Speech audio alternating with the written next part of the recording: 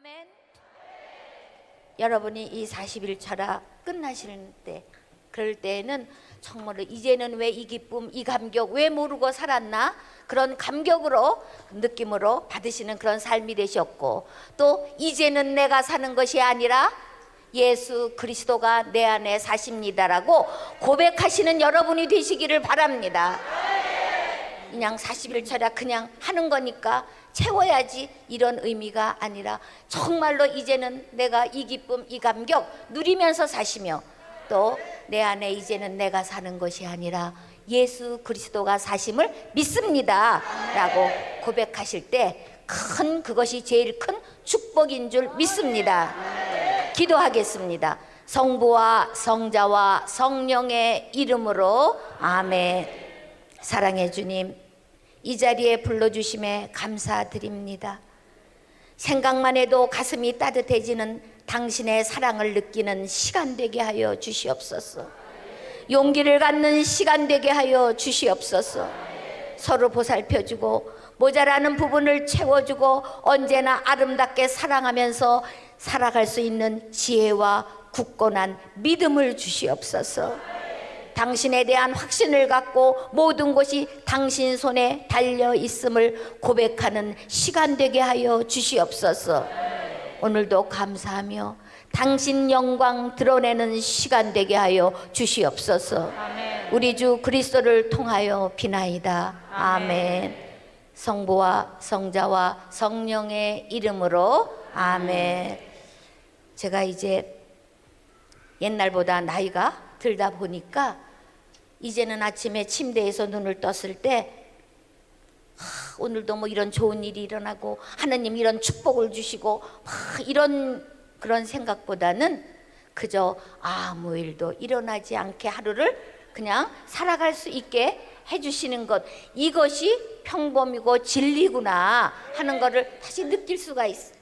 여러분 아직 젊어서 이것도 주시고 저것도 주시고 그것도 주시고 다 주시는데 정말로 감사하며 언제부터 별일 없이 산다는 것, 아무 이상 없이 별일 없이 하루하루를 살아간다는 것, 그것이 행복임을 깨닫기 시작했어요.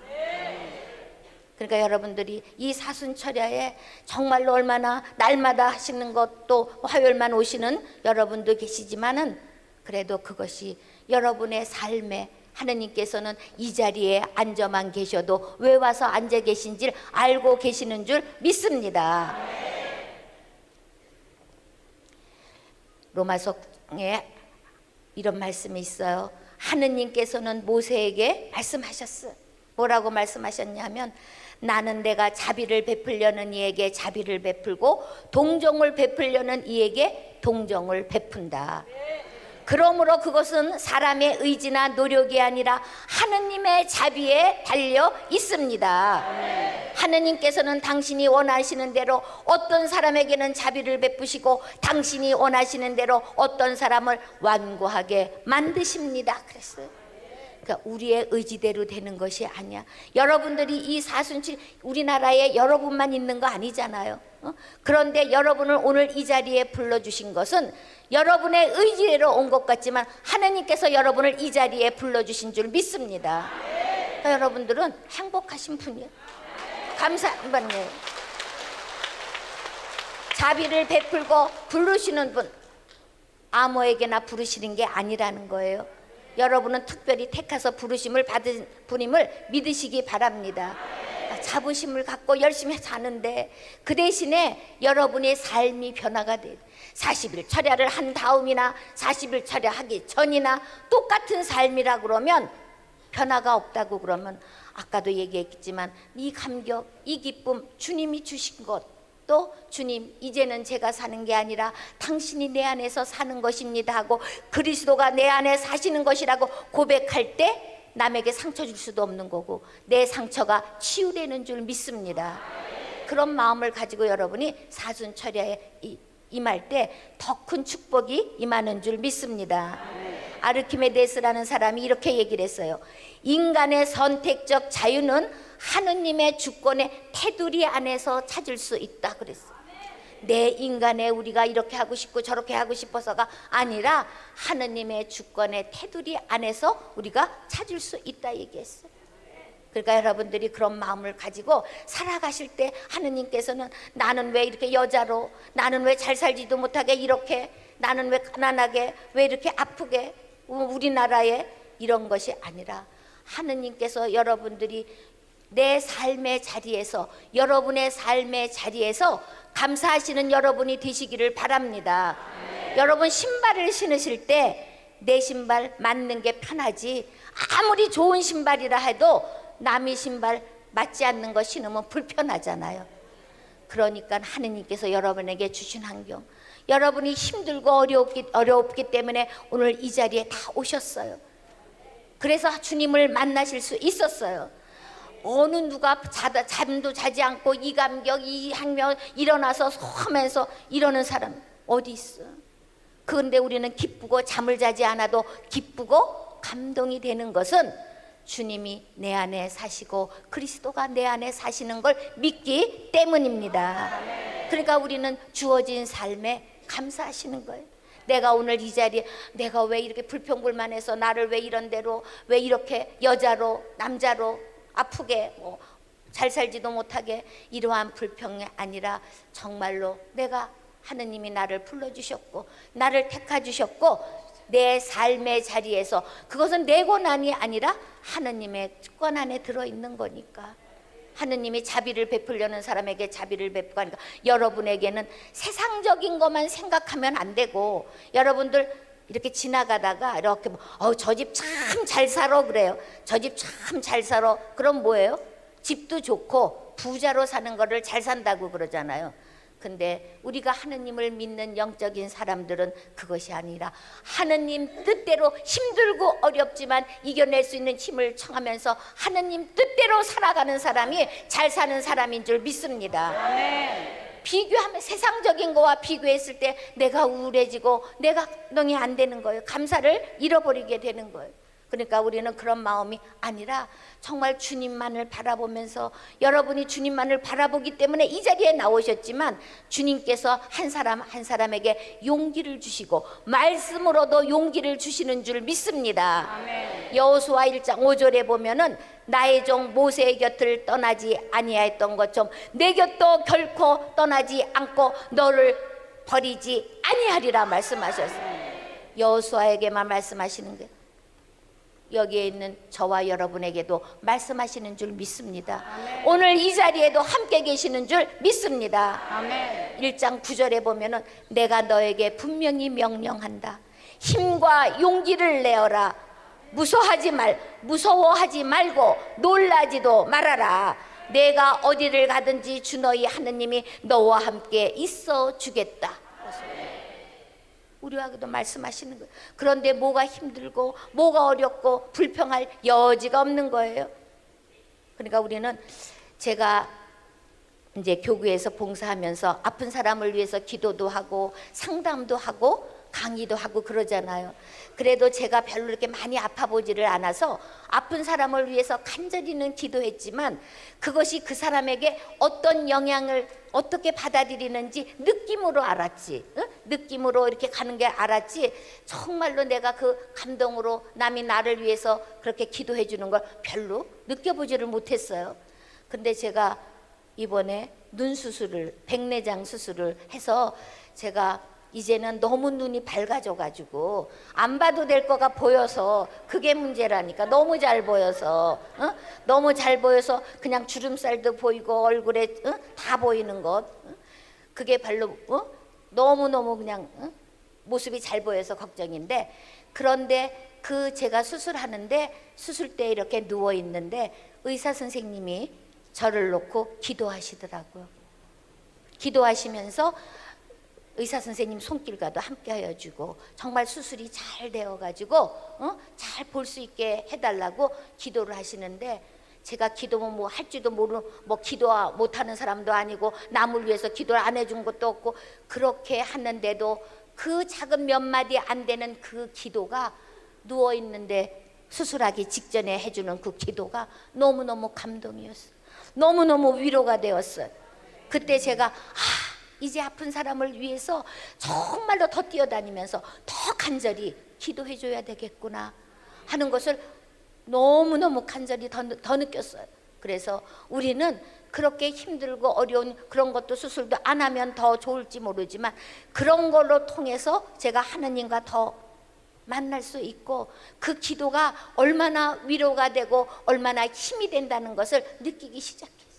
그러니까 여러분들도 이제 나만을 위한 이 40일 철야까지 하는 사람이 나만 잘 되고 나만을 위해서 기도하고가 아니라 이제는 아까도 제가 기도했지만 따뜻한 마음으로 많은 사람을 위해서 함께 이제는 나가 아니라 우리로 같이 도와주며 따뜻한 마음으로 신앙 안에서 함께 생활하는 그런 삶이 되시는 여러분이 되시기를 바랍니다. 아멘. 하나님의 특별한 섭리가 저와 여러분에게도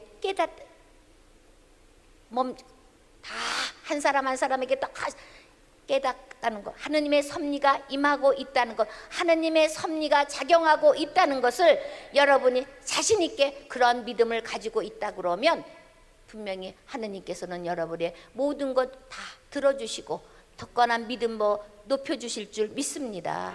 그러니까 여러분들 그런 마음을 가지고 40일 철야까지 나오면서 자신감이 없다는 거는 말이 안 되는 거예요. 누구보다도 하느님이 나와 함께 가시고 당당하고 하느님이 나를 불러 교만하라는 게 아니잖아요. 그죠? 여러분들이 그런 마음을 가지고 그리고 확신이 있는데 우울하고 얼굴이 밝고 환하고 정말 기쁘고 감사하고 신명나야 되는 이유가 뭐냐 하면은 여러분 다른 나라하고 외국에서 축구 경기를 한다든지 야구 경기를 한다든지 하여튼 외국하고 이렇게 특히 이제 우리가 일본하고 붙을 때 굉장히 우리는 더 응원을 더 열심히 하잖아요. 그러니까 축구하고 뭐 야구를 해서 일본하고 붙었어. 그러면은 막 응원해요. 그리고 막 속이 타요. 우리나라가 이길 건가? 한 골을 더 넣을 건가? 막 한 골 넣으면은 난리가 나. 그냥 막 바깥에서 막 집집마다 난리가 나고 그러잖아요. 그래서 정말로 감동이고 막 궁금해. 우리나라가 이길 것인가 아닐 것인가 궁금하고 막 후반전이면은 또 전반전에서 또 이번에는 이렇게 했으니까 또 후반전에는 더 잘해야지 하면서 뭐 다 감독이고 다 코치야 그냥 우리가. 그러면서 우리는 열심히 그 경기를 보잖아요. 그런데 이제는 우리나라가 이겼어. 결과를 알아서 재방송을 본다고 여러분이 생각하면은 흥미롭지 않잖아. 처음보다는 흥미롭지 않잖아요. 왜? 결과를 알고 있기 때문에. 지금 우리나라가 막 못하고 있어. 그래도 어떻게 생각을 하고 있어? 에이 저거 우리나라가 이긴 거야. 그래도 후반전에 골 넣었어. 다 이긴 거야. 마음이 불안할 것도 없고 근심할 것도 없고 걱정될 것도 없어. 이미 다 알고 있는 내용이에요. 근데 여러분들이 하느님이 분명히 말씀해 우리의 인생의 결과도 궁금하고 뭐 할 것 걱정할 것이 하나도 없는 거예요. 우리 인생의 결과를 알기 때문에 하느님이 하느님을 사랑하는 사람들, 하느님의 뜻대로 부르심을 받은 사람은 모든 일이 합하여 좋은 결과를 이룬다고 말씀하셨습니다. 그러니까 우리는 결과를 알고 있는데 왜 운동 경기 같은 결과를 알고 있으니까는 그냥 근심할 거 걱정할 거이고 자신 있게 우리나라가 이겼어. 이렇게 다 하면서 우리도 다 하느님이 어떻게 해주신다는 결과를 알고 있는데 왜 불안해하고 왜 근심하고 왜 걱정하느냐는 거예요. 그게 여러분들이 이 자리에 나오신 여러분들은 진짜로 이제는 완전히 하느님에게 맡기고 좋은 결과를 이루어서 승리되는 삶을 살아냈다는 확신을 갖는 여러분이 되시기를 바랍니다. 아멘. 고린도전서 10장 13절에 보면은 여러분에게 닥친 시련은 인간으로서 이겨내지 못할 시련이 아닙니다. 하느님은 성실하십니다. 그분께서는 여러분에게 능력 이상으로 시련을 겪게 하지 않으십니다. 여러분의 능력 이상에 감당할 수 있는 것만 주신다는 얘기예요. 그리고 시련과 함께 그것을 벗어날 길도 마련해 주십니다. 다 말씀 안에 다 있어. 다 결과가 다 나와 있는 거예요. 그런데 우리는 그냥 속상하고 뭐하고 그냥 어떻게 하면은 그냥 내 머리로 해결해 볼까? 그런 생각이 더 많이 드는 거예요. 40일 차례에 나왔으면 주님께 몽땅 봉헌하면서 뜻대로 하옵소서. 그러고 그냥 해야 돼. 성가 부를 때 그냥 감동이야. 가사 하나하나가 정말로 감동이 돼서 내 마음에 다 꽂혀야 되는 거예요. 여기 성가 부르시는 분들은 워낙 잘하시는 분들이니까 여기는 잘 못해도 괜찮아요. 여러분들이 감동이 되어서 정말 가사가 꼽혀야 돼. 그리고 내가 아멘 아멘, 내가 해야 할 이야기를 어떻게 저렇게 잘 썼을까, 그러면서 그 성가로 은혜 받고 말씀을 들을 때 은혜 받고 이래서 온 것이 시간마다 은혜가 되어야 되는데, 앉아가지고 아유 오늘은 왜 저런 성가만 한다냐, 오늘은 또 말은 또 왜 저렇게 한다냐, 다 이러고 판단하고 있으면은 판단만 제가 손해예요, 여러분이 손해예요. 성가 여기서 신나게 할 때 그냥 같이 신나게 같이 하는 거예요. 그러면은 은혜가 뭐 나도 모르는 사이에 은혜가 철철 넘치는 줄 믿습니다. 그냥 아직까지도 여기 41차례에 나오신 분들이 기복신앙으로 요것도 주시고 저것도 주시고, 뭐 여러분 예수님이, 하느님이 여러분에게 목숨까지 주신 분이에요. 근데 더 이상 뭘 더 달라고 그러냐고. 기복신앙은 자기 자신을 위해서 하느님을 문지기로 세우는 것밖에 안 되는 거예요. 요것도 이런 복도 주시고 저런 복도 주시고, 막 하느님의 뜻은 하느님께 영광 돌리고 사람을 살리는 것, 나 자신보다는 남을 위해 내어주는 삶, 예수님처럼 우리를 위해서 목숨까지 내어준 그런 삶을 살라고 여러분도 이 자리에 부르신 줄 믿습니다. 그렇게 살 때 나머지는 뭘로 오는 거야? 덤으로 오는 거야. 부수적으로 오는 거야. 그냥 요것도 주시고 저것도에 목숨 걸지 마세요. 하느님은 다 알고 계신 줄 믿습니다. 그런데 감동이어야 되잖아요. 감동이. 그러니까 여러분, 3명의 이제 도둑이 있었어. 도둑놈이 3명이 있었는데 금괴를 훔쳐가지고 우리가 잘 살자, 그리고 나누어 갖자, 그래가지고 이제 도둑질을 잘 어느 부잣집에 가가지고 금괴를 훔쳐가지고 왔어. 금괴를 많이 훔쳐다가 딱 소굴에다 갖다 놓고는 이제 파티를 열자 그래 놓고는 3명이니까 한 사람을 술 사러 보냈어요. 다 술 사러 보내고 2명은 이제 기다렸어. 술 사러 갔다가 오는 사람은 어떤 생각을 했느냐 하면, 술에다가 약을 타면은 저 2놈이 다 죽으니까 저거는 다 내 것이 된다. 또 2 사람은 어떻게 생각을 했을까요? 저 술 사러 간 놈 저놈만 죽이면 이거는 셋이 나누는 것이 아니라 2이 나누는 것이다. 욕심을 부렸어요. 그래서 술 사가지고 오는 사람을 2 사람이 죽였어. 그런데 이미 술에는 뭐가 타 있어요? 약이 타 있잖아요, 죽이려고. 그러니까 이 2 사람이 그 술을 신나게 먹다가 2 사람도 다 죽어버렸어요. 그러니까 욕심을 부리면 다 하나도 같이 목숨까지 하는 거예요. 우리는 알면서도 그것이 계속 욕심을 부리며 요것도 가져가고 육적인 것에 말 한마디가 사람을 변화시킬 수도 있고, 따뜻한 눈빛 하나가 따뜻하지 못한 눈빛이 원한을 살 수도 있는 거예요.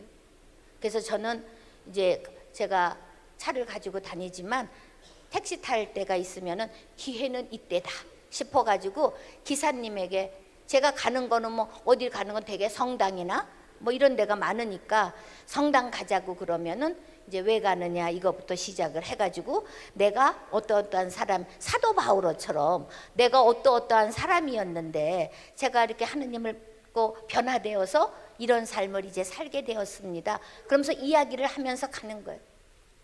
그럴 때 씨를 뿌리는 거예요. 그 사람들의 제가 거두시는 거는 주님이 거두시는 줄 믿습니다. 아멘. 이야기하면서, 그러면 거기 있는 사람들이, 그 기사님들이 나는 예수 안 믿어요, 그런 소리 하지 마세요, 그러는 사람들 한 명도 못 봤어요. 한 명도 못 봤어요. 그런데 어떤 기사님이 이런 얘기를 하더라고요. 나는 아직은 믿지 못하고 있는데 내가 나가면은 천주교로 나갈 거라고. 그러는 사람이 여러 분 계셔요. 시간이 없어서. 그런데 한 분은 이런 얘기를 하시더라고요.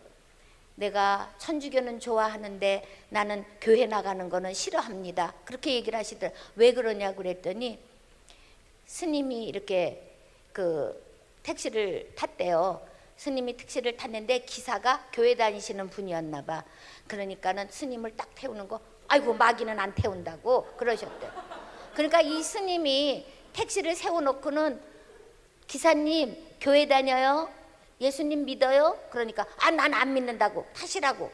그래서 스님이 타셔서 도대체 왜 그러시냐고, 왜 그런 걸 물으시냐고 그랬더니 어떤 기사님은 내가 스님이 마귀라고 안 태운다고 그러고, 또 가다가도 막 마귀라고 그러고 막 뭐라고 그런데요. 그래서 타종교도 존중할 줄 알고 우리 카톨릭은 그런 게 아니니라고 이 말씀을 드리면은 그때 다 수긍을 해. 그러고 다 마음은 다 가고 싶은 마음들이 다 있어. 다 있는데 내가 바빠서 조금만, 그러면서 어떤 분은 이런 얘기를 하시더라고요. 내가 이렇게 나이가 많은데 이제 가서 이제 뭘 믿어가지고 뭘 하겠냐고. 지금도 늦지 않은 거라고. 하느님께서는 아침에 부른 사람이나 점심에 부른 사람이나 저녁에 부른 사람이나 품삯을 다 같이 주시고 다 구원의 역사에 동참해서 부르시기 때문에 걱정하지 말라고. 지금이라도 나가시고, 제가 그랬어요. 혹시 급하게 무슨 일이 있을 때에는 못 나갔어도 그래도 하느님을 믿겠다고 말씀을 하고 돌아가셔야 된다고 그랬더니 이분이 막 웃으시면서 알았다고 그렇게 얘기를 해요. 그러니까 우리는 조금이라도 하느님의 말씀을 전할 수 있는 기회만 있으면, 말씀 여러분만 은혜 받고 여러분만으로 끝나는 게 아니라 여러분 안으로 인해서 많은 사람들이 구원의 대열에 동참할 수 있는 그런 삶을 사시는 여러분이 되시기를 바랍니다. 그래서 모든 건 욕심부리고 싸울 것도, 인생은 100m 달리기가 아니에요. 마라톤이에요. 천천히 가는, 인생은 천천히 가는 것이지 그냥 막 늘러서 하는 것이 아니에요. 여러분, 성모님은 하고 싶은 거 다 하고 사셨을까요? 여기 철야 기도에 못 나오시는 분들이 왜 못 나오시는 거예요? 건강 때문에 못 나오시는 분도 있고, 나이가 뭐 너무 많아서 못 나오시는 분도 계시지만 다 이유가 있어. 뭐 이것 때문에 못 나오고 저것 때문에 못 나오고 다 이유가 있잖아요. 근데 성모님은 그런 이유를 다 잘라 버렸을 때 나올 수 있는 거지. 그런 이유를 하나하나 따지고 보면 다 못 나오는 거예요. 성모님은 하고 싶은 것 다 하고 사셨을까? 우리가 묵상을 해볼 때 정말로 우리는 감사해야 되지 않을까? 이미 그런 거 다 알고 하느님을 알았기 때문에 감동인 우리의 삶의 기쁨으로 평화로 그렇게 되는 삶이니까 우리는 감동인 것, 감사하는 그런 삶이기 때문에 저와 여러분은 행복한 사람인 줄 믿습니다. 기도는 주유소에서 자동차에 기름 넣는 거와 같은 거예요. 자동차에 기름이 없으면 가지 못하잖아요. 그러니까 여러분들이 다 기름을 넣어서 정말로 인생에 잘 갈 수 있는 것, 하느님에게 지혜를 청하고 정말 삶의 경험이 잘 되어서 살아갈 수 있는 삶이어야 돼. 나이가 든 사람은 나이가 든 사람들의 경험에 의해서 지혜를 주시고, 또 젊은 사람은 젊은 사람들에게 지혜를 주시는 거예요. 그러니까 고부간에 여기에 나오시면서, 여기 사순철야에 나오시면서, 40일철야에 나오시면서 고부간에 갈등이 있고 가정에 문제가 있다 그러면 그건 안 되는 거예요. 여러분들이 이제는 지혜롭게 해야 되는 거예요. 그 어느 가정에서 하도 쥐가 극성을 부리는 거예요. 쥐가 막 극성을 부리니까 이렇게 산바리 같은 거 높게 만들어서, 산바리를 아주 높게 만들어 가지고 위에다가 음식을 딱 올려놨어. 그러니까 어린 쥐들이 올라가다 떨어지고 못 올라가서 그 음식을 못 먹는 거예요. 그랬을 때 나이 먹은 쥐가 이렇게 얘기했어요. 올라가려고 애쓰지 말아라. 산발이기 때문에 밑에 한 군데만 파면은 그게 기우뚱 쓰러져서 다 쏟아져 가지고 먹을 수 있다 그런 거예요. 우리는 정말로 지혜롭게 주님이 주신 지혜대로 내 것을 우기고 그러는 게 아니라, 제가 이번에 눈 때문에 안과에를 여러 번 다니잖아요. 뭐 수술하고도 가고 또 가기 전에 가고 검사 받느냐고 가고 양쪽을 다 했으니까 몇 번을 갔어요. 그런데 저도 나이를 먹어가면서 너무 어떤 저도 할머니지만 할머니가 오셨어. 근데 입원을 하면은 아침 10시에 입원, 제가 한 곳은 아침 10시에 입원을 해가지고 저녁 오후에 수술을 해요. 근데 이 할머니가 하나는 하셨는데 또 하나를 오늘 한다고 계속 우기는 거예요. 아침에 와서 입원을 하셔야 이 수술을 하는 거다. 그러니까 오늘은 저기 가서 검사를 받고 이렇게 오늘 먼저 한 거 어떤가 검사를 받으러 오신 겁니다. 그랬더니 막 화를 내면서 아니라고, 나 오늘 이쪽은 또 수술을 하러 왔다고 막 우기는 거예요. 그래서 제가 더 이상 말을 안 했어. 말을 안 하고 그냥 가만히 있었어. 그러더니 나중에 이제 선생님 방에 들어갔다 나오더니 나를 썩 쳐다보더니 미안하잖아요. 우겼으니까 미안하니까 이래. 며칠 날 이제 수술은 며칠 있다가 수술을 한다고 그러더라고요. 그래서 제가 그때 생각한 게 나는 아무 관계도 아니니까 괜찮지만 가정에서 며느리한테, 자식한테, 남편한테 누구 한달에도 자기가 옳은 게 아니잖아요. 잘 몰랐던 거잖아요. 근데 그거를 계속 우기다 보면은 그것이 문제가 되는 거 아닌가. 그러니까는 나이가 들수록 우리가 여기 와서 여러분이 기도하고 그러는 건 왜 그래요? 내가 너그러워지고 내가 하느님의 지혜를 얻고 그래서 우리 가정의 평화도 내가 남이 하는 것이 내가 먼저 평화를 이루고 내가 먼저 양보하고 내가 먼저 어느 단체에서나 어디서나 하는데 그냥 성당에서 내 자리, 여러분들은 뭐 그런 거 경험 안 하셨는지 몰라. 성당에서 할머니들 보면은 내 자리라고 우기고 싸우고 있는 거예요. 내 자리라고. 꼭 그 자리에 앉아야 된다고. 내 자리라고. 성당에 내 자리가 어디 있어요? 그렇게 우리가 나이가 들수록 더 지혜롭게 양보하고 그런 마음으로 너그럽게 정말 내어주는 그런 삶이 그게 크리스천의 삶인 줄 믿습니다. 그러니까 너무너무 그냥 우기고 내 고집만이 하는 것이 아니라 하나님께서 그게 원하는 삶이 어떤 것인가를 다 아는 거예요. 잠언에 보면은 이런 말씀이 있어요. 잠언 3장 5절에서 6절까지 보면은 내 마음을 다하여 주님을 신뢰하고 너의 예지에는 의지하지 마라. 너희의 머리에는 예지에는 의지하지 말라는 거예요.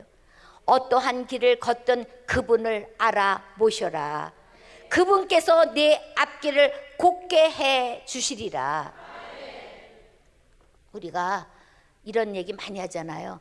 감사하면 축복받는데, 감사하면 축복받는데 그런 소리 많이 하잖아. 진짜 감사하면은 축복받잖아요. 그런데 축복 받으려고 감사하면 안 되잖아요. 그죠? 감사를 할 때 축복을 받는 줄 믿습니다.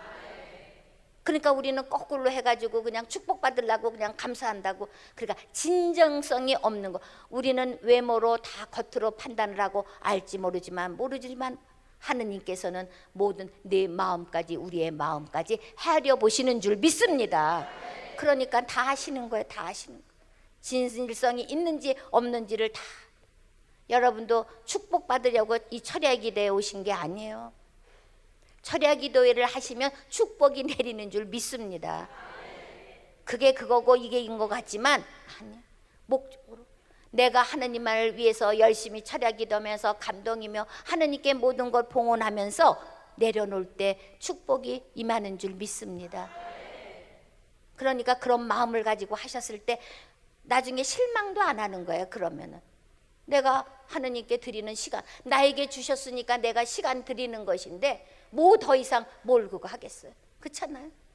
그러니까 우리가 그런 마음을 가지고 하는 것, 그것이 가장 중요한 길인지 우리가 알면 돼요.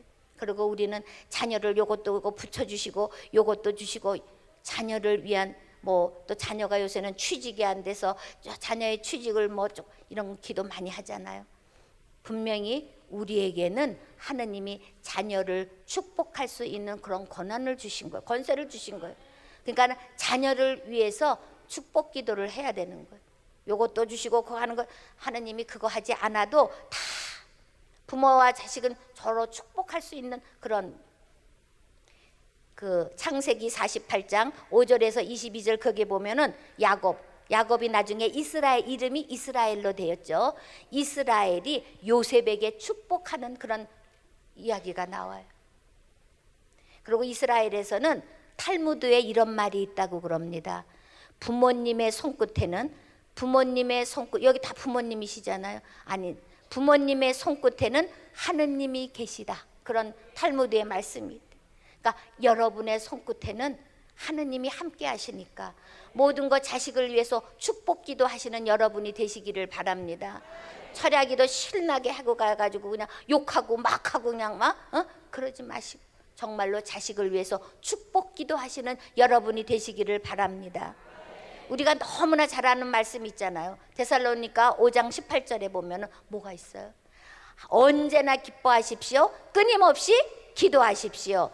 모든 일에 감사하십시오. 이것이 그리스도 예수님 안에서 살아가는 여러분에게 바라시는 하느님의 뜻입니다. 하느님의 뜻. 지금도 아마 이렇게 기도하는 사람이 있을 거예요.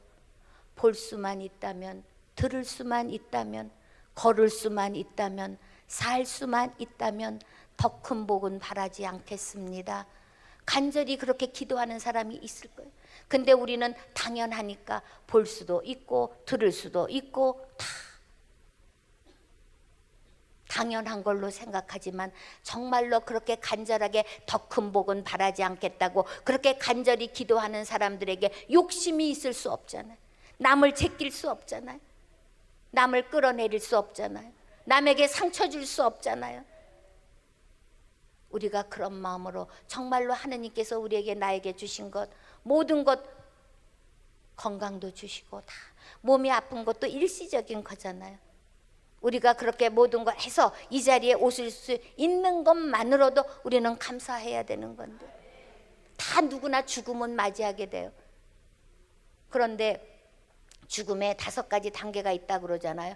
처음에는 왜 내가 이런 죽음에 걸려 이런 병에 걸렸나? 내가 왜 죽게 됐나? 아니다. 부정하고 그 다음에는 이제 하필이면 왜 내가 분노하고 그 다음에는 이제 타협을 하는 안 돼. 도저히 이제는 그래서 그 다음에는 이제는 타협을 하고 나니까 우울한 거예요. 사람마다 똑같은 건 아니지만 대체적으로 이런 과정을 거친다고 해요. 그 다음에 이제 순응하는 거지. 우울하고 그러다가 이제는 내 힘으로는 안 된다는 거를 알게 되는 거예요. 거기로서 우리가 신앙인이면 거기로서 끝나면 안 되고 마지막에 신앙인은 뭐가 포함이 되어야 되느냐 하면은 희망이 포함되어야 되는 줄 믿습니다. 우리는 죽음이 끝이 아니라 이제 본향으로 돌아가는 것인 줄 믿습니다. 그러니까 소풍놀이 나왔다가 다시 고향으로 돌아가는 것, 집으로 돌아가는 것이라고 생각하면은 우리가 더 이상 바랄 게 없는 거예요. 그러니까 우리는 정말로 감사하고 어떤 일이 있을 때에도 정말로 할 수 있는 것, 이것이 바로 하느님 앞에 살아갈 수 있는 돈도 착같이 모아서 그냥 남을 위해서 한 번도 내어주지 못한 것, 이런 말이 있다고 그래요. 사람은 살아있을 때는 쓸 돈이 없어서 아쉽고 죽을 때는 다 못 쓰고 죽어서 아쉽다는 거예요. 별말 아닌 것 같아도 의미심장한 말이에요. 우리가 그런 줄 또 요것도 꿈쳐놨다가 자식도 줘야 되고 모두 줘야 되고 그래서 탈세도 하고 뭐 여러 가지 방법을 많이 쓰잖아요. 그러니까 사람은 살아있을 때는 쓸 돈이 없어서 아쉽고 있어도 안 쓰는 거죠. 죽을 때는 다 못 쓰고 죽어서 아쉽다. 그 중국의 절강성의 경제계 인물이 아주 왕쥔야오라는 그러한 돈이 많은 사람이 있었다고 그래요. 근데 그 사람이 한창 나이에 그냥 죽은 거예요. 많은 돈을 남겨놓고 그냥 죽어버렸어요. 그 부인이 19억 위안이 있었다니까 우리나라 돈으로 말하면은 약 380억 정도 된대. 그 많은 돈을 놓고 죽은 거예요. 그런데 이 부인이 나중에 그 자기 남편을 운전하고 다니던 운전기사와 결혼했다고 그래요. 운전기사와 결혼하니까 그 운전기사는 정말 근데 운전기사가 이렇게 고백을 한 거예요. 뭐라고 고백을 했냐면 전에는 내가 왕 사장님을 위해 일한다고 생각을 했었는데 이제는 그 사람 덕으로 살 수 있는 거 있잖아요. 그러니까 이제는 왕 사장님이 나를 위해 일하고 있다는 것을 알게 되었노라고. 우리는 언제 어떻게 될지 모르는 거예요. 삶이란 순간순간 최선을 다하고 너무 집착하지 말고, 그러니까 사는 것을 즐겁고 행복하게 사는 그런 삶, 마음 먹기에 달린 거예요. 내가 똑같은 일이라도 부정적인 생각으로 하면 부정적이고 긍정적인 마음으로 하면은 마음에 받아들이면, 아무리 돈이 많으면 뭐해? 죽으면 끝나는 것인데. 남에게 그거 믿지 않고 가면은 하늘나라에 가는 것도 아니고. 우리가 왜 마음 먹기에 달린 거냐 하면, 어느 관광객이 어디 막 폭포가 막 떨어지는 곳에, 폭포가 막 떨어지는 곳에 가서 그냥 막 소리를 지고 막 환호를 하면서 막, 야, 너무너무 대단하다, 멋있다, 막 난리를 치다가 하니까 목이 마른 거예요. 그러니까 물이 없으니까 거기에 폭포에 있는 물을 좀 마셨어. 마시고 나서 딱 보니까 거기에 뭐라고 써 있느냐 하면은 포이즌이라 뭐 이렇게 딱 써 있대요. 그게 무슨 뜻이냐면, 그 팻말이 있는데 독이 들어있다고, 들어있다고 이제 그 말이 독이라는 뜻도 되는 말이래요. 그러니까 이 사람이 그냥 그거를 보는 순간에, 그 팻말을 보는 순간에 갑자기 배가 아프기 시작하고 막 난리를 치고, 뭐 어떻게 해줄지 모르는 게 창자가 뒤틀리는 것 같고 난리가 난 거예요. 그래서 너무너무 아파서 병원에 가서 내가 어디가 아프냐고 의사가 물어보니까 이 사람이 그렇게 얘기를 했다는 거예요. 내가 사실은 거기 가서 그 물을 먹었는데 그 물이 팻말이 독이 들어있다고 써 있었다. 그래서 나는 독을 마셨다고 그랬더니 의사 선생님이 껄껄껄껄 웃으면서, 그 말은 독이라는 말도 있지만 다른 나라 말로 하면 낚시 금지라는 말도 있대. 낚시 금지라고, 낚시하지 말라는 뜻도 있다는 거예요. 그때 그 사람이 그 소리를 듣은 다음에 그렇게 아프고 그렇게 난리를 치고 오장이 뒤틀리는 그런 사람이 그때부터 언제 그랬냐고 싹 깨끗하게, 별 이상이 없는 게 깨끗하게 씻은 듯이 났다는 거예요. 그러니까 우리는 모든 삶이 생각하기 나름인 거예요. 우리가 괜히 불행을 조장해서 할 것이 아니라 정말로 긍정적으로 그런 삶으로, 내가 내 걱정 만들어서 그런 삶이 아니라 여러분들이 정말 감사하며 신명나게 그렇게 살아갔을 때, 그때가 바로 하느님께서 여러분에게 줄 수 있는 그런 하느님의 자녀로서 특권을 누릴 수 있는 줄 믿습니다. 우리 마음의 상태가, 그러니까 우리 마음 한 대 한 대가, 몸의 상태가 다 우리를, 정신적인 게 다 다스리는, 몸까지 다스리는 거잖아요. 마음의 상태가 몸까지 그냥 다스려 버리는 거예요. 그러니까 행복하고 불행도 우리가 마음 먹기에 달려 있다는 거예요. 나폴레옹 아시죠? 나폴레옹은 유럽을 제패한 황제였지만 이렇게 얘기를 했대요. 내 생애에 행복한 날은 6일밖에 없었다. 그렇게 얘기를 했대. 그 자서전에 보면 그렇게 써 있다고 그래요. 그런데 눈도 안 보이고 볼 수도 없고 하는 헬렌 켈러 여사는 내 생에는 행복하지 않은 날이 단 하루도 없었다. 그러고 고백을 했다는 거예요.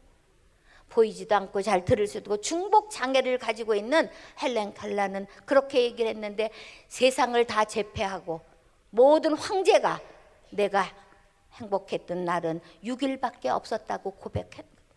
우리의 삶은 그러니까 하느님의 자녀로서 하느님께 맡겼으면은 그대로 그 삶대로 살면은 행복한 것을, 내가 괜히 만들고 내가 생각하고 내가 고민하고 나에게 하느님이 주신 그런 퍼즐. 그래서 여러분들이 늘 행복한 마음으로, 긍정적인 마음으로 사시는 여러분이 되시기를 바랍니다. 그렇게 사시는 것이 여러분이 철야기도에 나오시는데, 그것이, 그래서 철야기도에 나오셔서 삶이 변화돼야 되는 줄 믿습니다. 내가 잘나서 여러분이 이 자리에 나오신 게 아니에요. 분명히 하느님께서 여러분을 이 자리에 불러주신 줄 믿습니다. 여러분이 아시는지 모르겠네. 학과 개구리라는 우화, 날아다니는 학 있잖아요. 학과 개구리의 우화를 아시는지 모르겠어요. 학은 이렇게 앉아 있다가 자태도 멋있잖아요. 학 이렇게 다리도 길고 앉아 있다가 나르고 싶으면 홀 날라가지고 세상을 구경을 탁 하고 와서 딱 앉고 앉아서 개구리가 이렇게 보고 있으니까 너무너무 부러워. 그냥 세상 구경을 다 하고 그러니까 이 개구리가 학한테 얘기했어요. 나도 세상 구경을 참 하고 싶다. 세상 구경 좀 나 좀 시켜주라고. 내가 좀 세상을 좀 훤히 날아다니면 좋겠다. 이렇게 개구리가 얘기를 했어. 그러니까 학이 뭐라고 얘기를 했느냐 하면 그러면 걱정하지 마라. 걱정하지 마라. 내 다리를 네 입으로 딱 물고 있어라. 그러면은 내가 너를 달고 한 바퀴 휙 돌고 오겠다. 그렇게 이제 얘기를 했어요. 그래서 이제 정말로 입으로 탁 다리를 물고 한 바퀴를 휙 돌고 날아가니까 아래서 있던 개구리가 너무너무 부러운 거야. 다른 개구리들이 너무너무 부러우니까 야 누가 그렇게 좋은 생각을 했냐. 그렇게 그냥 학하고 개구리한테 아니 누가 그렇게 좋은 생각을 했느냐. 그랬더니 이 개구리가 내가 입으로 물고 있다가 내가 나를 내세우다가 어떻게 됐을까요? 입에 떨어진 거예요. 우리의 삶이 마찬가지잖아요. 우리의 삶이 나를 내세우고 내가 하다 보면은 다 떨어지게 돼 있는 거예요. 떨어지게 돼 있는. 교만하게 되면 다 떨어지게 돼 있는 거예요. 그러니까는 우리는 모든 것이 하느님 안에서 부러워할 것도 뭐 할 것도 없어요. 제가 하느님께 이런 하느님 어떻게 병원에 가서도 상담할 수 있는 기회를 저에게 이렇게 주십니까? 그리고 제가 반문을 했는데 뭐냐 하면은 제가 젊었을 때 지금도 이제 나이가 들었는데도 지금도 어떤 분이 이제 강의를 하고 제가 막 이렇게 어떤 성당에서 강의를 하고 막 나가는데 막 울면서 따라 나오면서 어떤 분이 이렇게 얘기를 하시더라고요. 내가요 상담 좀 하고 싶은데요 너무 쌀쌀하게 생겨가지고요 상담을 그러면서 저가 쌀쌀하게 생겨서 해줄지 모르겠다고 울면서 따라 나왔어요. 그래서 제가 하느님이 주신 걸 어떻게 하겠나. 그래서 제가 어떤 생각을 했냐면 젊었을 때는 정말 제가 하느님을 믿고 얼굴이 많이 달라진 게 이 모양이고 젊었을 때는 바늘로 찔러도 피 한 방울 안 나온다. 정말 깍장이다. 뭐 이런 소리를 많이 들었어요. 많이 들었는데 그래가지고는 이제 눈 때문에 안과를 가서 이렇게 매번 여러 번 가서 이렇게 앉아서 이제 내 차례가 오도록 기다리고 있는데 어떤 연세 들은 분이 이렇게 들어오시더니 사방을 막 거기 많은 사람들이 기다리고 아주 많이 앉아 있잖아요. 나이 드신 분들이 안과니까 나이 드신 분들이 뭐 많이 앉아 계셨어요. 한 6, 70분 정도 앉아 계신 대기하고 있는데 딱 이렇게 보더니 저를 탁 쳐다보더니 제 앞에 딱 앉는 거예요. 그러면서 뭐라고 얘기를 하냐 하면 자기는 이 병원에서 수술을 하고 싶은데 자기 남편은 딴 데 가서 하라고 그런대요. 그래서 자기가 이 병원에 미리 와본다고. 그러면서 뭐라고 얘기를 하느냐 하면 자기가 너무나 못 배운 것이 한이 되어서 초등학교도 못 나와서 자기가 초등학교 과정을 마치고 이제 중학교 과정을 마쳐서 영어 단어 외우고 수학 풀고 그러느냐고 눈이 나빠졌다는 거예요. 그래서 몇 살이냐고 물었더니 78이래요. 제가 뒤로 쓰러질 뻔했는데 그러시냐고 대단하시다고 그랬는데 제가 이렇게 물었어요. 그렇다면은 영어 단어 외우고 수학 문제 풀고 중학교 근데 이분은 눈 나쁜 거는 생각을 안 하고 다른 사람은 다 고등학교 과정을 가는데 자기는 고등학교 과정을 못 갔대요. 눈이 아파서 눈이 나빠져서 그래서 제가 물었다니까요. 영어 단어 몇 개 더 외우고 수학을 푸니까 뭔가 우리 인생의 삶에서 달라진 게 있느냐고 그랬더니 아니래 달라진. 나는 이해는 하겠다. 너무나 배우지 못한 게 한이 되어서 그동안에 배운 것 그 나이에 이렇게 열심히 배운 것 참 대단하십니다. 참 대단해. 그런데 눈이 중요하고 아무리 고등학교 과정을 포기한 거 너무나 잘하신 거자고. 그럼 안 보이면 무슨 소용이 있겠냐고. 그래서 그럼 눈이 어느 정도 나쁘냐고 그랬더니 백내장만 있는 게 아니라 백내장, 망막증, 녹내장까지 있다는 거예요. 그래서 제가 이렇게 얘기를 했어요. 지금 거기엔 다 나이 드신 분들이 막 다 많이 앉아 있잖아요. 할머니, 할아버지들, 뭐 형제님, 자매님이 다 많이 앉아 있잖아요. 그래서 제가 한번 둘러보라고 그랬어요. 지금 여기 이렇게 둘러보라고. 당신이 보면은 어떤 분이 많이 배웠는지, 여기는 박사도 있고 교수도 있고 돈 많은 사람도 있고 다 있는데 한번 보라고, 골라내보라고. 누가 더 잘생겼는지, 누가 또 돈을 많이 가지고 많이 배웠는지 한번 골라낼 수 있는지 이렇게 한번 보라고 그랬더니 이러면서 나를 딱 쳐다봐요. 제가 보니까 이제는 옛날 같지 않아서 그전에는 뭐 한 70세만 돼도, 근데 요새는 75세 이상 되면은 다 평준화되는 것 같다. 그러니까 배우고 못 배운 거, 잘생기고 못생긴 거, 가지고 많이 가졌는지 적게 가졌는지 구별도 안 되고 다 그렇다. 그래 한번 보시라고. 그랬더니 이렇게 보더니 정말 그렇다고 그러면서 고등학교 못 간 거, 고등학교 과정을 못한 것 너무 안타까워하지 마시고 그나마 그거 하신 것만도 한을 풀었다 생각하면 그게 위로가 되는 거 아니냐. 여러분 삶에 도움은 되지 않았다 하더라도 그 대신에 자신감은 생기지 않았겠는가. 난 그렇게 생각한다고. 그러면서 뭐라고 얘기를 했냐면 딴 데 가서 검사를 해보니까 그런 3가지 병명이 나왔다 그러면 이 병원에서 다시 한번 검사를 한번 해보시면 좋겠다. 그렇게 얘기를 했어요. 그리고 어느 병원에 가서 수술을 하는 거는 가정에 가서 의논해서 하시면 되는 거고, 이제는 못 배웠다고 해서 그렇게 한이 될 것도 없고, 다 이제는 건강을 하시면서 여러분들이 가정의 평화가 더 중요하지 않겠는가. 그렇게 얘기를 했더니 이분이 그러시더라고. 전화번호를 알려달라고 그러면서 또 전화를 하겠다고. 그래서 제가 아이고 주님, 어디 병원에까지 와가지고 제가 이렇게 사람을 만나야 됩니까? 그런 생각을 말씀을 이렇게 기도를 하면서 저 사람이 하느님을 모르는 사람이 분명한데, 제가 그랬어요. 그분한테 그런 얘기를 했어요. 나는 하느님을 믿는 사람이다. 그래서 하느님을 믿는 사람이기 때문에 무엇이든지 두려워할 것도 없고 뭐 할 것도 없고, 내가 하느님 자녀인 것, 하느님을 믿는 거 하나만 가지고도 나는 행복한 사람이다. 그러니까 여러분, 당신은 지금 공부를 해서 고등학교 과정 78세면 그래도 살 만큼 사신 것 같지 않느냐. 그러니까 나중에 더 건강한 몸으로 더 100세 시대니까 오래 사시는 거는 다 관리를 잘해야 될 거 아니냐. 그 대신에 하느님 손에 달려있음을 우리는 믿는다. 그러니까는 공부하는 것, 고등학교 과정 공부하는 것도 중요하지만 그거보다 더 중요한 것은 하느님을 믿는 것, 그것이 최고로 중요한 것이다. 제가 그렇게 얘기를 했어요. 그랬더니 나는 공부했고 공부를 해서 한이 없어서 그런 거는 모르겠지만 나는 교사 생활을 하다가도 하느님을 알았기 때문에 나는 그것도 포기할 수 있는 그런 마음이 들었는데, 뭘 더 고등학교 공부를 하시려고 그러느냐.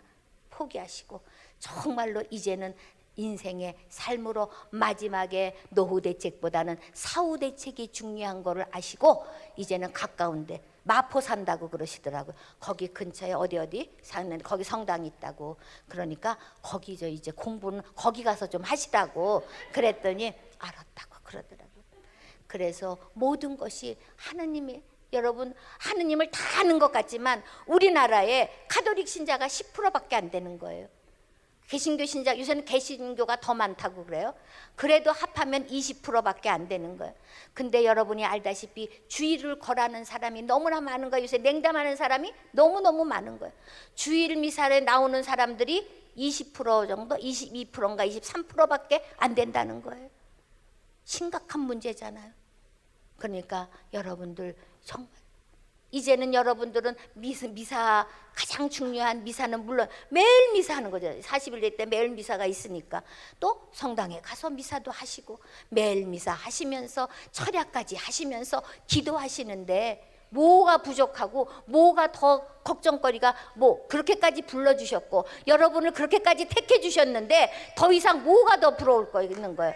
더 이상 부러울 것이 없는 거, 여러분이 가장 행복한 분이심을 믿으시기 바랍니다. 그래서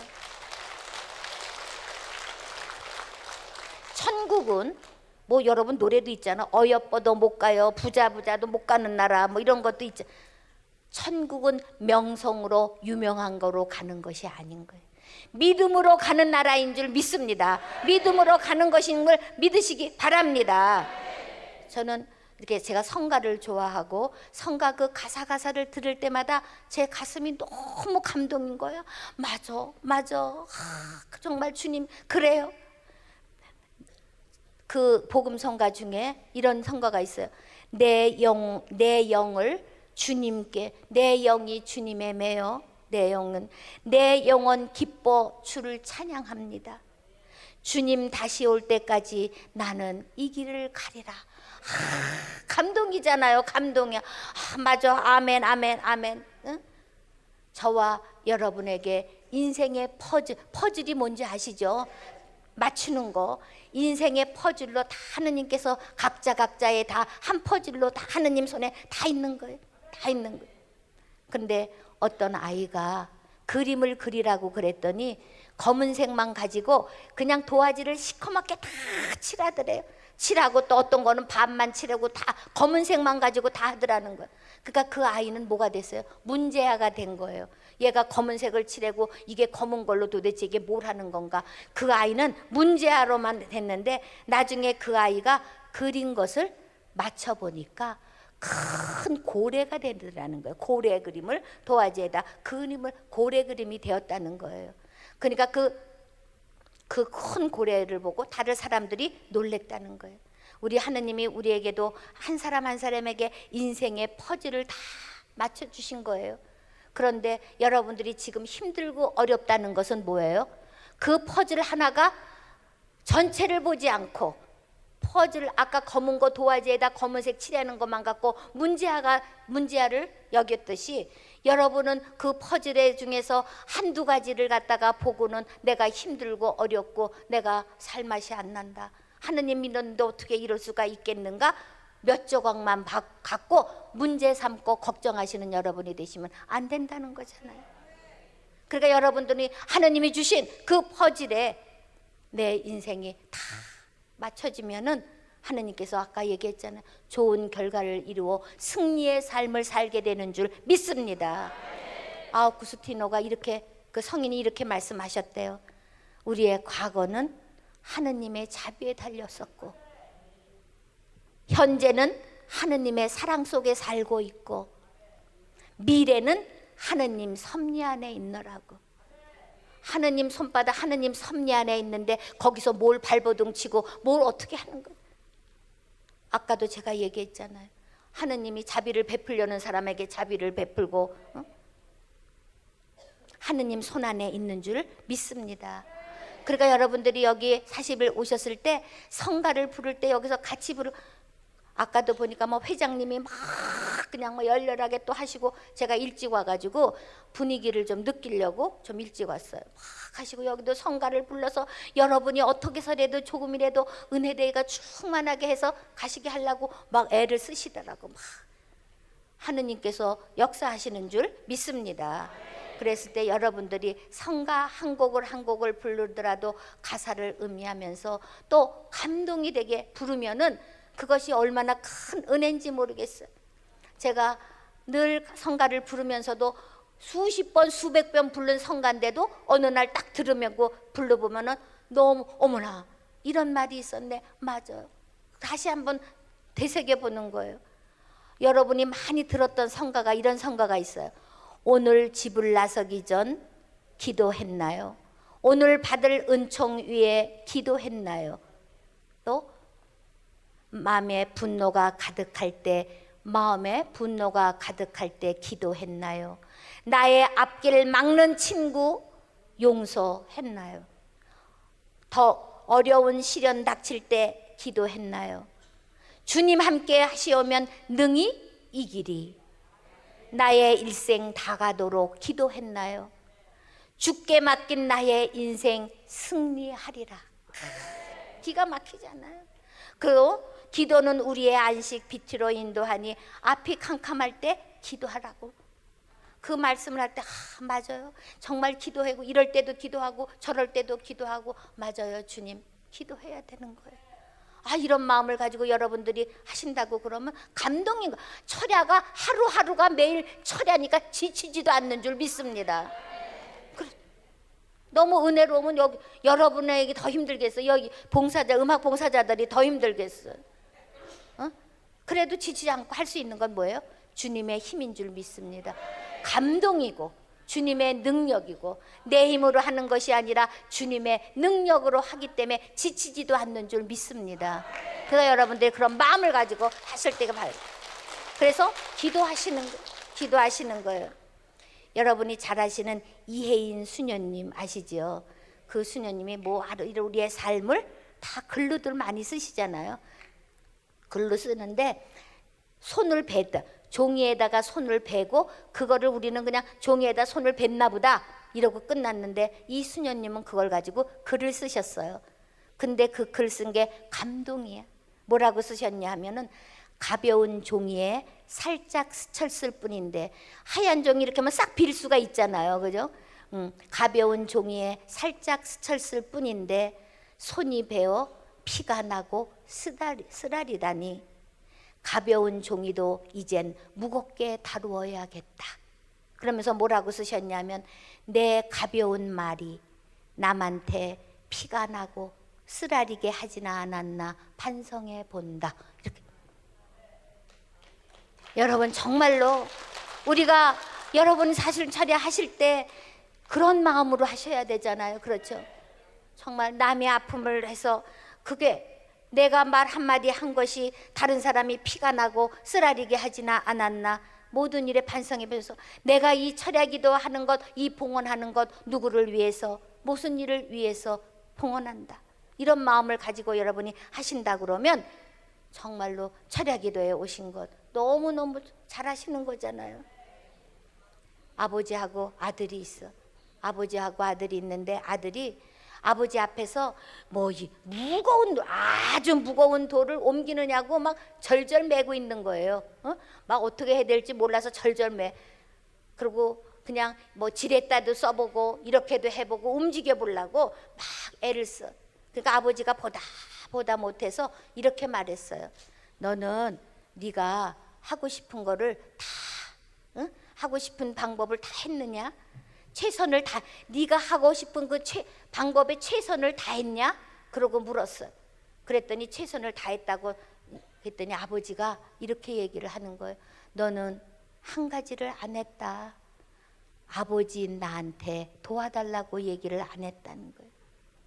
내가 혼자 그냥 우리가 그럴 수도 있잖아요. 하나님을 믿고 하나님한테 의지한다고 하면서도 하나님한테 의지 않고 내가 해보려고 죽도록 애를 쓰고 다 하는 거예요. 여러분은 정말로 하나님 보시기에 그런 아름다운 삶이 살면은 이제는 내가 하는 것이 아니라 하나님께 맡기면서 그렇게 사시는 것이 정말로 신앙인의 삶이고 감사하는 삶인 줄 믿습니다. 아기는 엄마를 믿잖아요. 그죠? 아이들은 엄마를 제일 많이 믿잖아요. 그럼 아기가 엄마를 믿으면 그 엄마의 능력이 애가 빽이 있는 거야. 아기는 힘이 있는 거예요. 엄마의 그 힘이 자기의 힘이 되는 거예요. 우리가 하느님을 믿는다고 그러면 하느님의 능력이 우리의 능력이 돼서 우리의 능력으로 변해서 우리에게도 힘을 주시는 줄 믿습니다.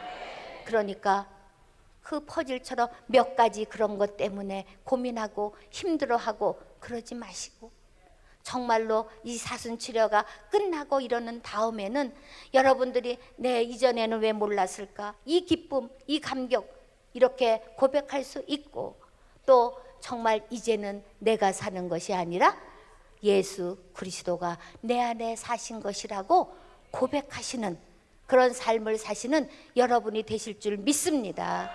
그것이 우리의 삶의 자체고 어떤 것이든지 무엇이든지 그런 삶으로 살아갈 때 하느님의 보시기에 가장 아름다운 삶인 줄 의지한다고 다 하면서도 의지하는 것이 아닐 때는 정말로 안 되잖아요. 여러분들 보시기에 아름다운 그런 삶이어야 된다는 것. 그리고 제가 이렇게 보면은 정말로 간절히 아파서 모든 것을 위해서 내가 40일 처리하는 하느님을 사랑하고 감사해서 하기도 하고, 하여튼 내가 여기에 나오려고 마음먹은 하느님이 불러주시고 마음을 주신 내용이 다 있잖아요. 그럴 때 하느님께 그냥 내려놓고 감사하시면 하느님께서 여러분의 그 내를 다 들어주시는 줄 믿습니다. 그러니까 여러분들이 그런 마음을 가지고 사셔야 되는 거예요. 성가 하나를 부르더라도 정말 가슴에 와닿고, 제가 감동이 되는 것이 당신께 드릴 것은 저분이 나한테 뭘 달라고 그러실까요? 대단하신 하느님께서 나에게 뭘 달라고 그러실까요? 당신께 드릴 것은 사랑하는 이 마음뿐. 목숨이라도 생명이라도 달라시면 이 생명 십자가 앞에 내려놓고 이 홀뿐인 이 세상에 참빛을 이 세상에 미랄로 썩게 하소서. 감동이었어요. 정말로 주님 미랄로 썩게. 그게 한동안에 꽂혔었어요. 성가가 꽂혀서 주님 이 생명도 달라시면 기꺼이 내어드리리이다. 성가가 감동이었어. 근데 또 어느 날 성가를 다 듣고 같이 기도회를 하면서 성가를 하는데 너무나 가슴에 깊이 이제는 주님 이때까지 살려주신 것 너무 감동이에요. 그런데 주님 이제는 단 한 가지 바랄 수 있는 것은 이제 이것도 주시고 저것도 주시고 그것이 아니라 이제까지 살려주시고 이제까지 이렇게 택해 주신 것 감사해요. 단 한 가지 바람은 내가 당신의 기쁨 되는 겁니다. 단 한 가지 바람은 당신의 기쁨 되기를 원합니다. 제가 아까 얘기한 것, 내가 당신께 드릴 것은 사랑하는 이 마음뿐, 그것이 똑바로 걷고 싶어요라는 그런 건데, 그거를 작사 작곡한 사람이 그렇게 얘기를 하더라고요. 똑바로 걷고 싶어요니까는 뭐 육체적으로 삐뚤어져서 육체적으로 뭐가 잘못돼서 똑바로 걷고 싶어요가 아니라 자기가 작사하고 작곡한 거는 영적으로 똑바로 걷고 싶다고 그렇게 해서 그것을 작사 작곡한 거라고 얘기를 하더라고요. 그럼 또 그분이 또 작사한 것이 우리가 너무나 잘하는 것이 뭐가 있냐면 성령 받아라 그 성가 있잖아요. 그것도 그 사람이 작사 작곡했다고 그러더라, 그분이. 그러니까 우리는 정말로 체험을 했을 때, 감동이 되었을 때 모든 것이 주님의 능력이 드러나는 줄 믿습니다. 여기 나오실 때 그러니까 한 번이라도 다를 때 한 번이라도 절대로 소홀하지 마시고, 한 순간순간 소홀하지 마시고 그 시간 중요하게 뭐든지 받아들이시는 여러분이 되시기를 바랍니다. 그래서 사순철야가 끝나고 나가실 때는 기쁨으로 감사로 신명나게 정말 나가셔서 내가 사는 것이 아니라 그리스도가 내 안에 사시는 것이라고 다시 한번 고백하시는 그런 삶을 사시는 여러분이 되시기를 바랍니다.